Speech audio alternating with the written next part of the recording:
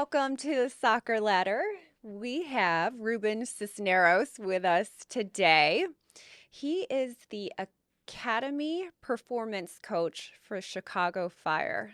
Yep. And specifically right now it'd be the U15s, but because we have two other performance coaches in the academy. Oh, wow. Okay.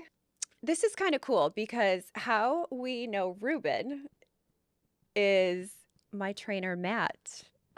And you've trained with Matt before too. hmm And Lee, I don't know if you know this, but another cool fact is Ruben, where are you from? Sterling, Illinois. You are? So I grew up in Morrison, and Sterling is like 20 minutes, if that. Yep, but maybe 10 to 15 actually, yeah. So we would go over to Sterling all the time. Like, what a small world this is, right? That's So crazy. cool. I know because I met Matt in New Jersey. You guys both worked at Rutgers, correct? Yep, that was the connection. Can you tell us a little about your journey into performance coaching and how you ended up at Chicago Fire? Yeah, oof. I'll try to keep it concise. But essentially, how I ended up into performance coaching, I think if you look at my background, you would think that I was a former player and wanted to be involved with soccer my whole life. But honestly, I did play it, but that was just because I was fit and fast and left-footed. And I would just, but the main sport I competed in was boxing ever since from when I was 8 years old up through high school. And it was mainly my experiences through boxing that kind of led me to the field of strength and conditioning. Obviously, it's a less practice sport, so I don't know if a lot of people understand. It's very like old school as far as the training methods. You're doing the same thing every single day.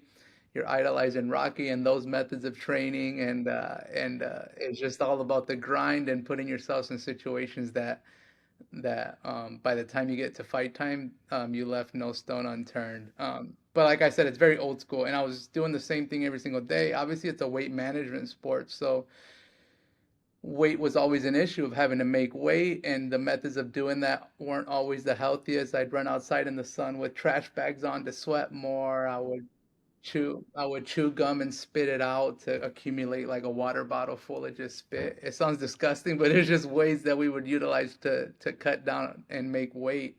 And I was like, there's got to be a better way to train. There's got to be a better way to like maximize performance, not just for boxers, but for anybody that has the right mindset and the right drive to get better and be the best they can be. But maybe they just need a little more guidance on how to get there.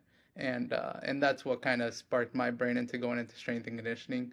I didn't want to just get a personal training certificate per se, because obviously my parents are both immigrants.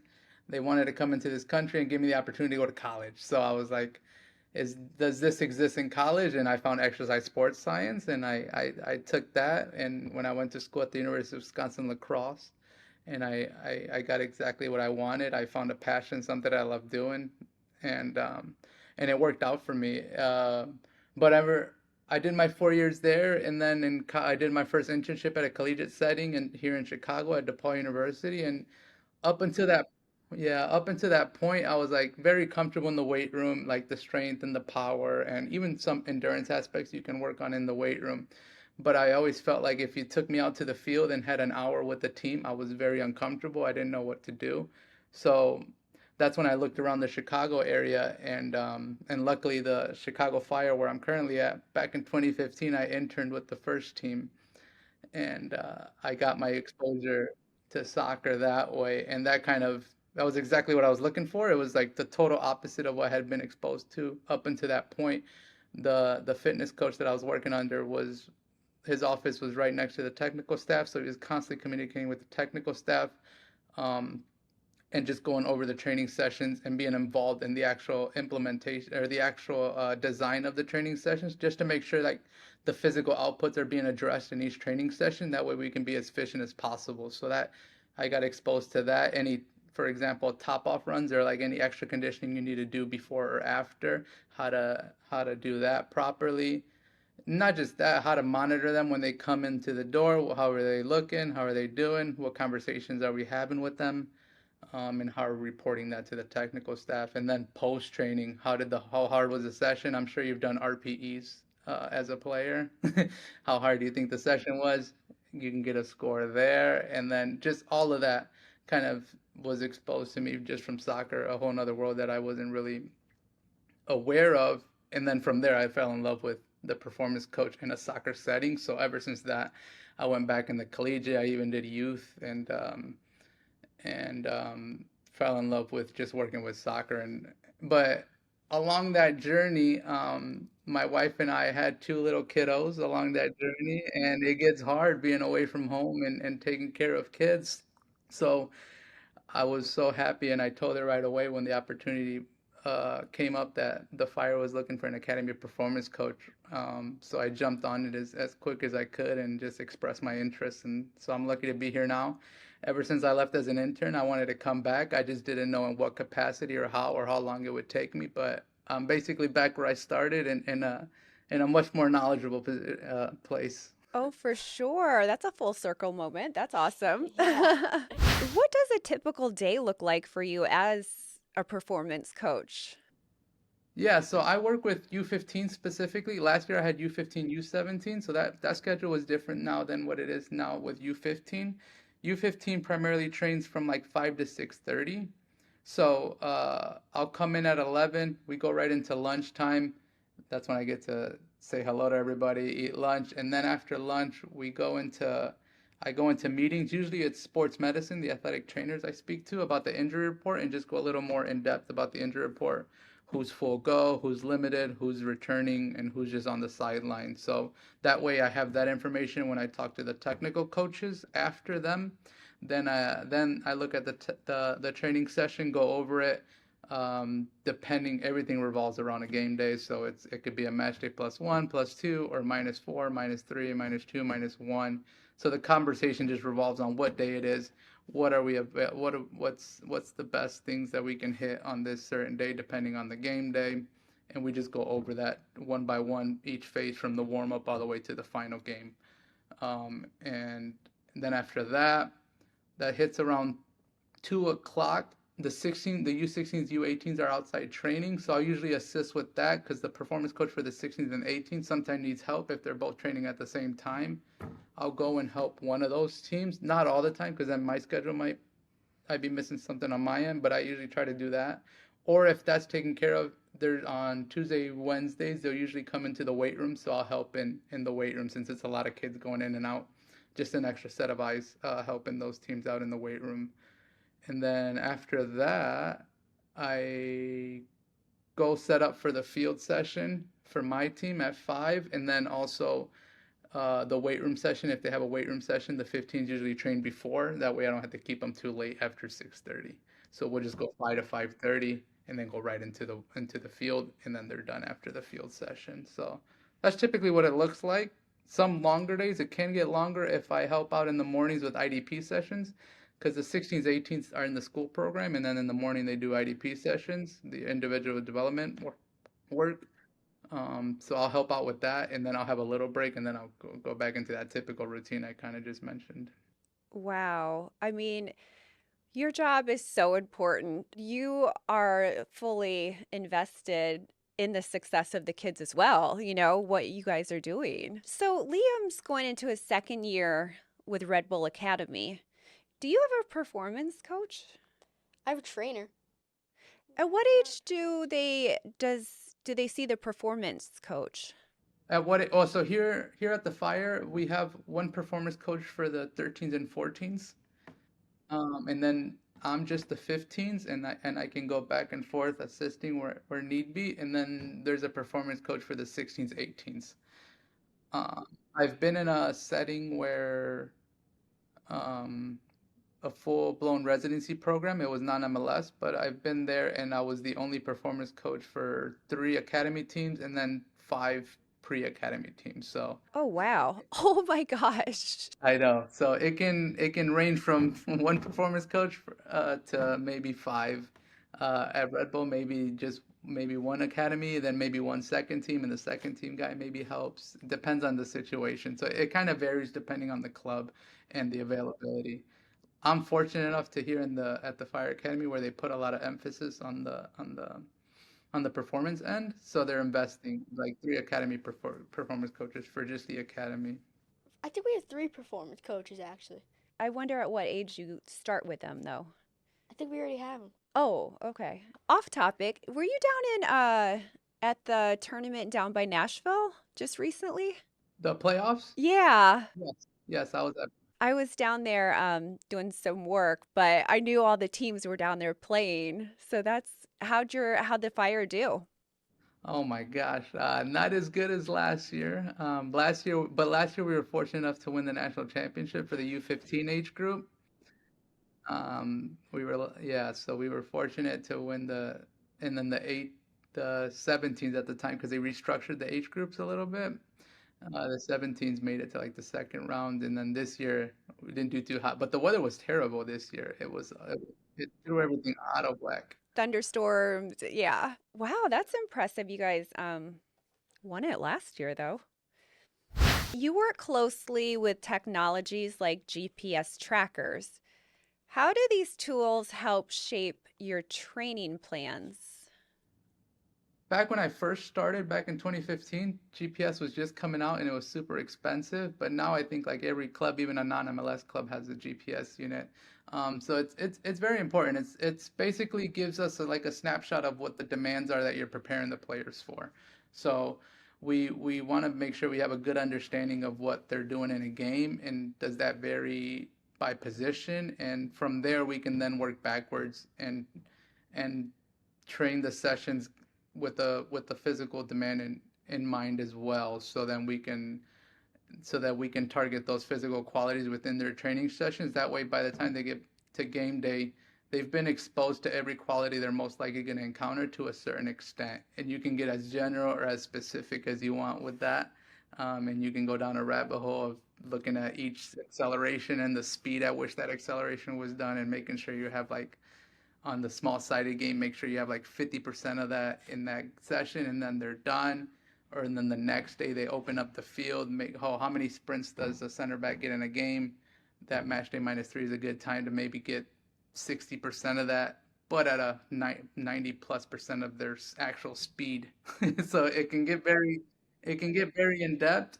Um, Personally, I think that you don't have to go too crazy with it in the younger age groups. And then once you start going into like the 16s, 18s, they're starting to get looks. They're starting to move. There's starting to be a lot more player movement with second team and possibly even first team. Then you have to keep a little bit closer eye on those metrics and seeing if they're how they're doing from level to level. But it's good to see just like from a general standpoint what the demands look like from each level.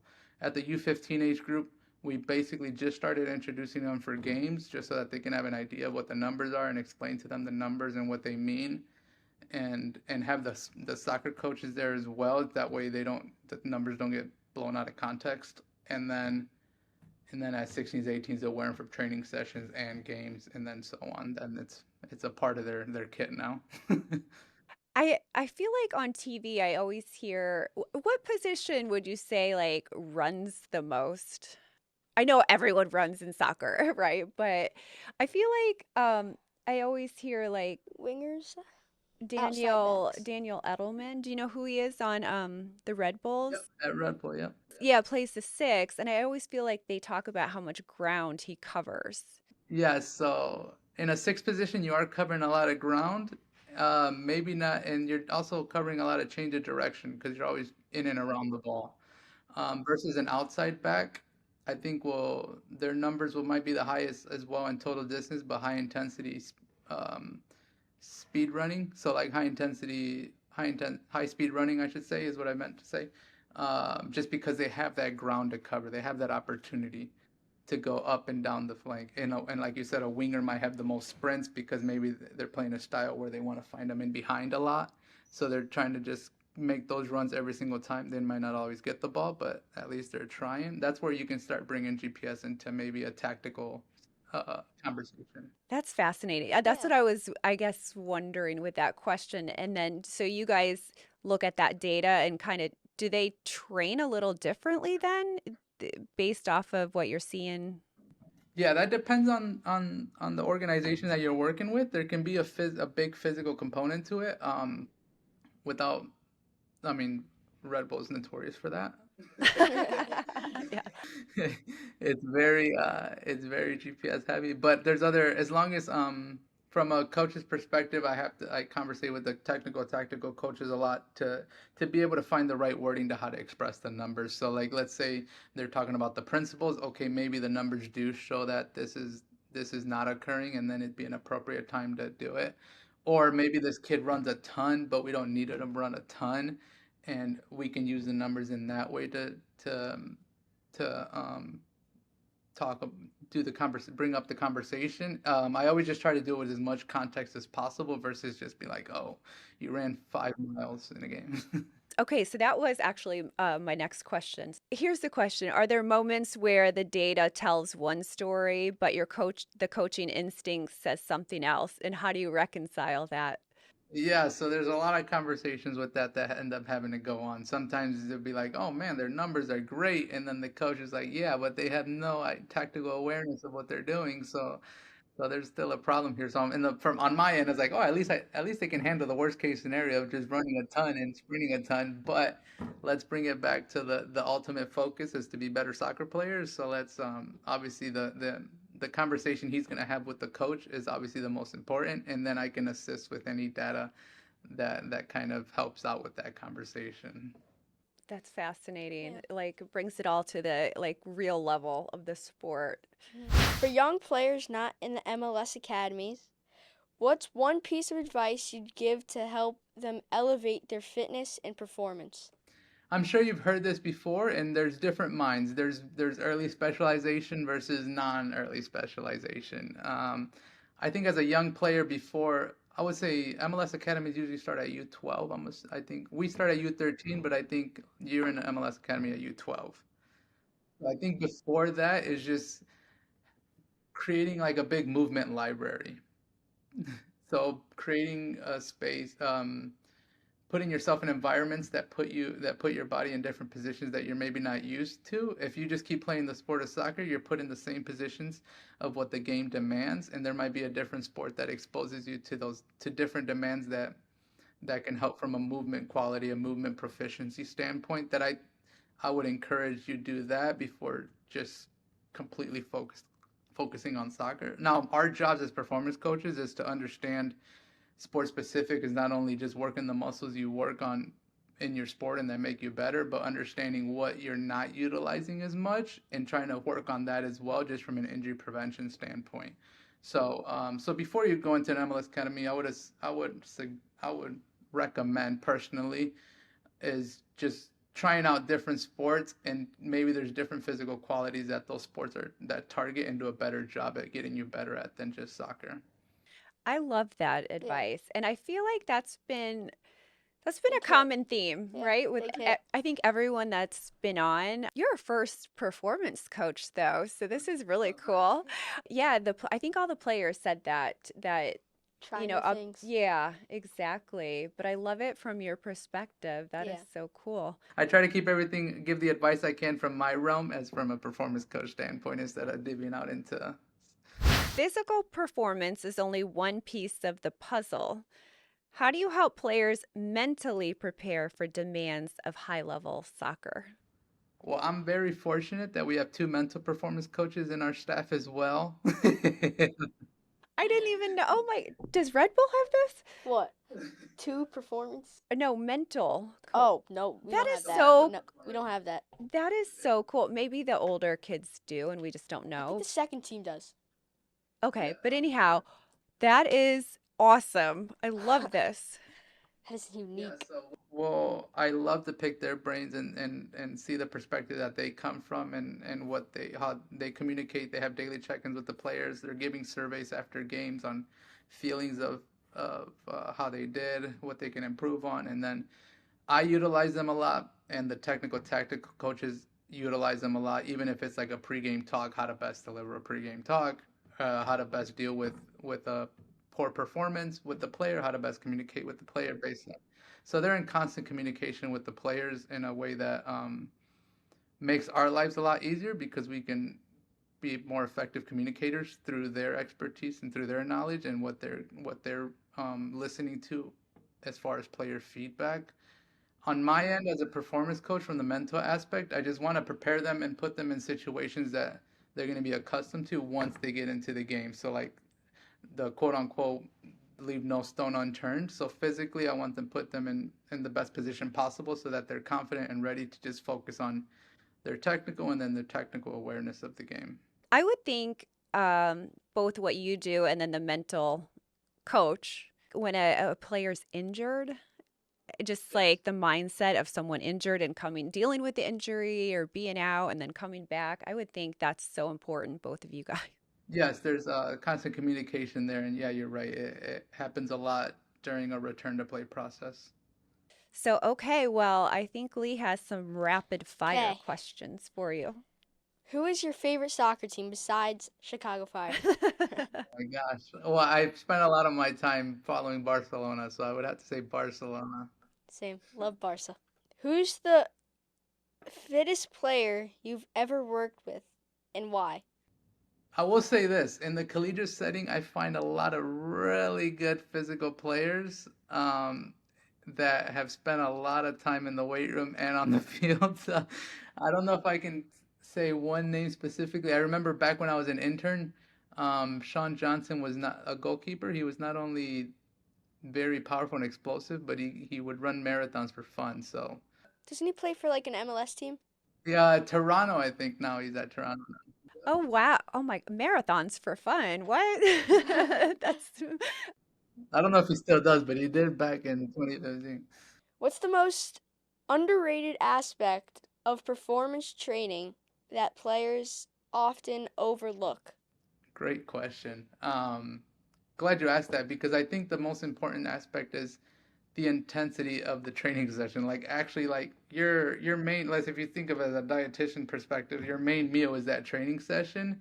So bring 100% intensity in that training session and every drill that you're doing within that session, and then see what's left to improve on from there. So I would say like, oh, I need to get faster. Well, when we do finishing in behind, maybe sprint at 100% and then recover versus me taking you to the side and doing speed drills and sprinting versus it doesn't get more specific than a session that the coach designed to where you're utilizing your skills within that sport. So I would say bring the intensity in each and every single drill in each session day to day, and then it's our jobs to monitor that. Well, okay, maybe we'll take it a little lighter today, we'll go hard tomorrow.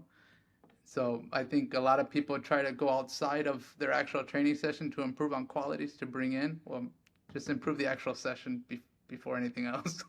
wow. I feel like that's it seems like such simple advice, like common knowledge, but you're so right. So many like kids focus on the outside factors Yeah. versus bring it to the session. I love that. Okay, Yeah. that's awesome.